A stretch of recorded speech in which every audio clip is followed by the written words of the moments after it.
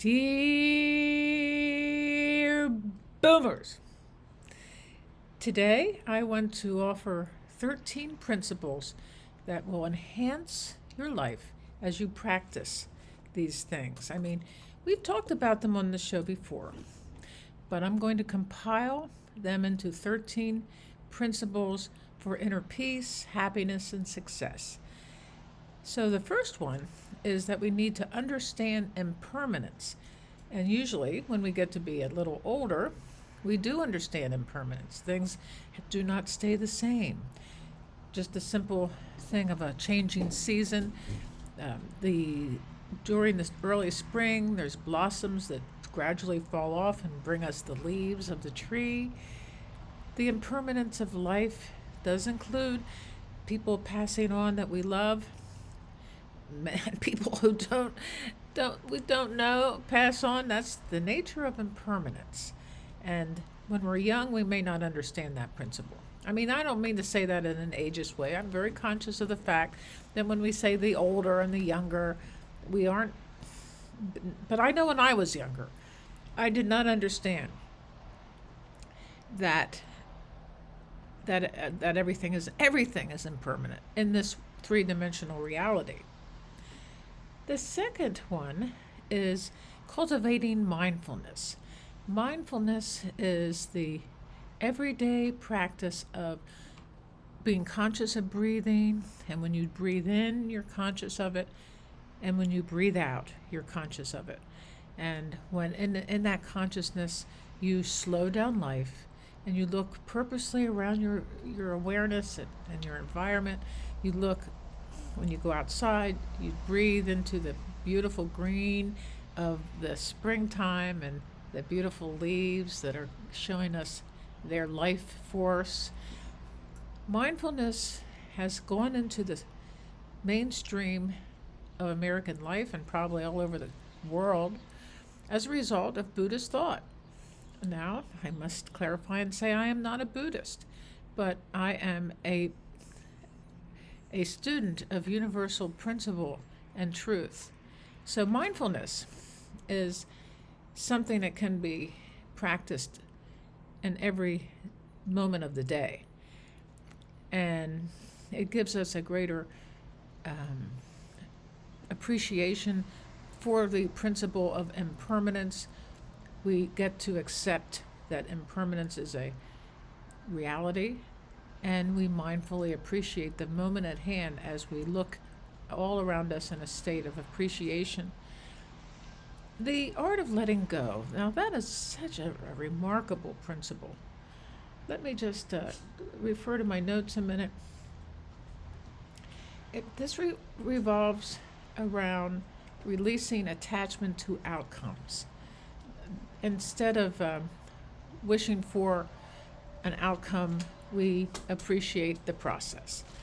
That is something that we do not do in our culture, and these become chains that bind us to an imprisonment of our mind, basically.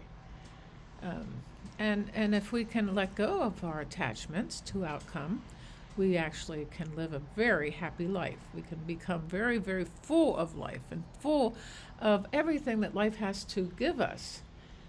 So, and also, letting go has to do with releasing control over everything and everybody that we think we have to control.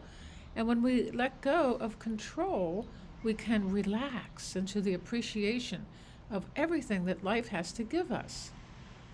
We can, when we stop forcing life, a certain type of magic and miracles comes. If we let go of attachment to outcome, then what we desire may come in unexpected ways, with unexpected opportunities.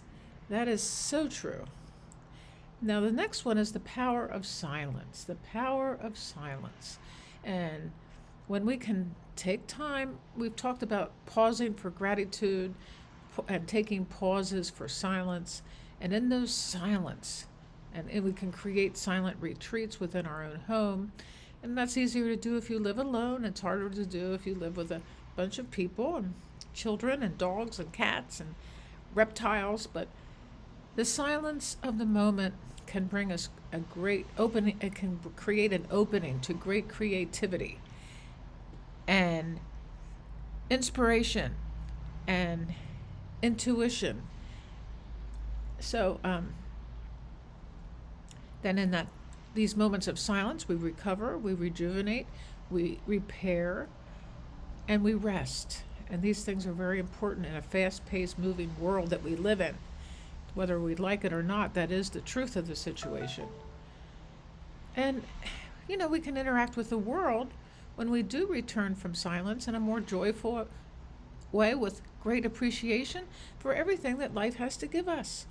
We, these moments of mindfulness, of appreciation, and silence and joy is just about the end all be all of everything. The next one is compassion and kindness. The Dalai Lama said that his religion is kindness, and I believe the more that we do our silent retreats, the more we live in mindfulness, the more that we understand impermanence, the more that we practice letting go, then we are suddenly more compassionate and more loving to the people in our lives. We can't help but be. That's exactly what these things set us up for. It builds a foundation for compassion and kindness and the desire to be alone, to appreciate our own self-worth and self-love. The next one is accepting what is. This is a great principle in Alcoholics Anonymous, is acceptance of what is. This is a very important thing because obviously when we don't accept what happens in any given day or any given year or week or decade or even in our life. I mean, I doubt if we are on our deathbed and we might have some regrets, but we can completely obliterate regrets by accepting every moment as it is, accepting life as it is. And now the peace that comes from this defies anything that we can ever know. Because if we accept what is, we accept the people in our life, we stop judging. The situation that I had this week with Tim Dillon taught me an amazingly powerful lesson in accepting somebody who is different than myself. And I even came to an appreciation of who he really is. And I'm sure I don't really know who he really is because I don't know him, but I do appreciate that he is not a right-wing fanatic, which is what I had settled my judgment on him. So accepting what is relinquishes judgment of people. And it's a cornerstone of Alcoholics Anonymous, as I just said. And a non-attachment to outcome. That's a very important point as well. If we enjoy everything in the present moment, if we enjoy our projects, if we are actually working at home and doing these videos, and we don't have an expectation of outcome, we enjoy what we're doing in the moment, and we foster the creativity that comes from it. We allow the creative process to open up new thoughts, new ways of looking at things, and creating, in my case, new videos every day. I will become much more excited about what life has to offer. And I am a creative person, and this is what helps me to become more creative. Now, the next one is joy in simple things. The joy of getting up every morning and fostering a love for life, a gratitude for life, a gratitude for the moment, and fostering a loving acceptance of everything that is going to take place that day. There might be things that interrupt our process. There might be things that get in the way of doing what we need to do or what we think we need to do, but it is amazing to think that joy is with us at every juncture, and we can foster that joy.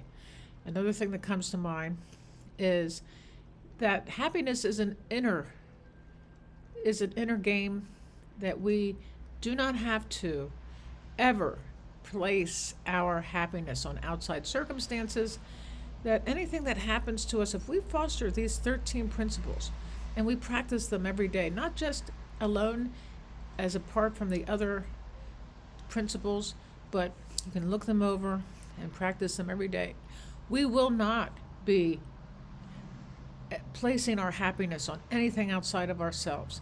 That's so important principle of all universal teachings, of all religious teachings. The role of intuition. So oftentimes I've noticed in my group of people online, we are on, we have business mind, mastermind people. And a lot of times what happens is the role of intuition is interesting in light of not placing a value on intuition, but rather a value on the practical, the rational mind, and overthinking everything. So the intuition allows us to free ourselves from overthinking and overanalyzing and letting go of all of these ways of dealing with our personal projects and tuning into the intuition that releases these analytical overthinking thoughts and practices. And this is the way of the American culture, the Western culture, overthinking everything and essentially not getting anything done. Because if you're overthinking things, you might be actually placing your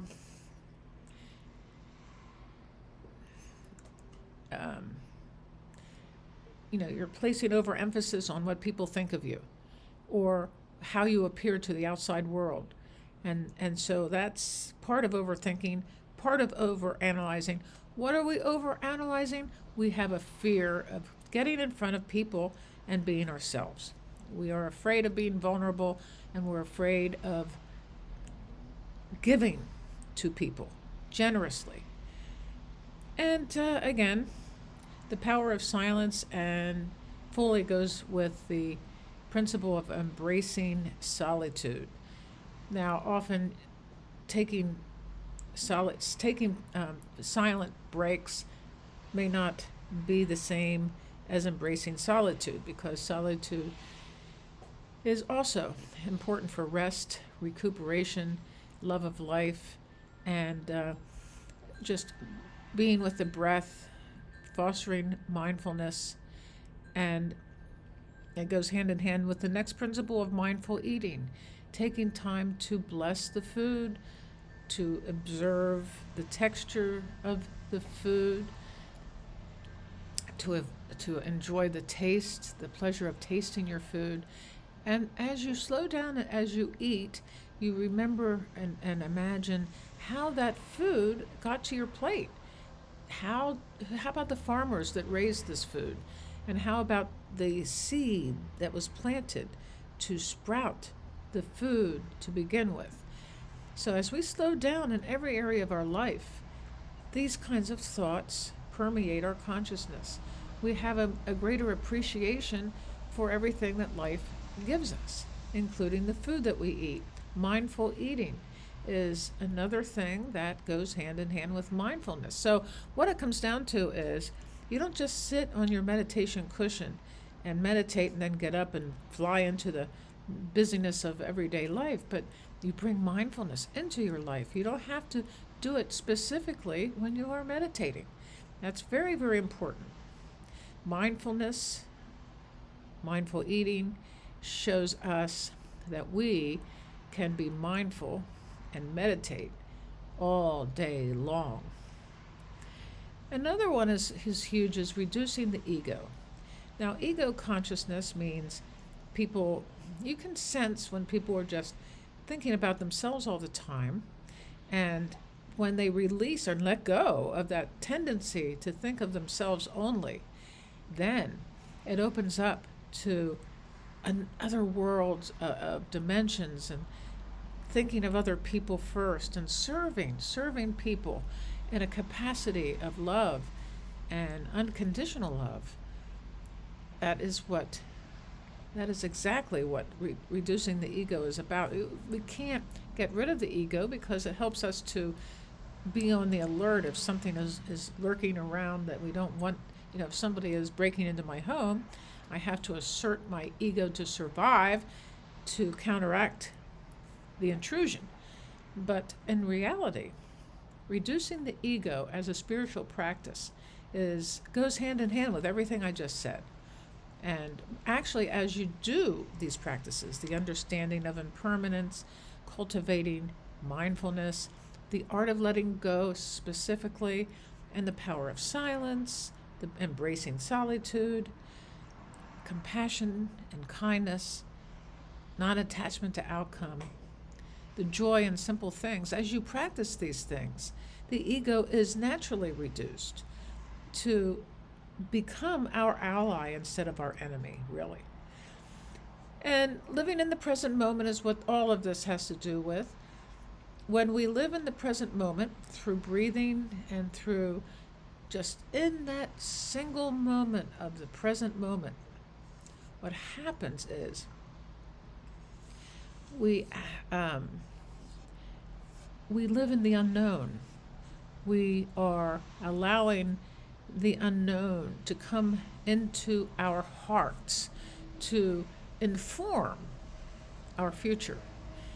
And living in the present moment as a part of everything I just said allows everything to slow down, and it allows the future to come, the fearless future that you want to be a part of everyday life, a reality.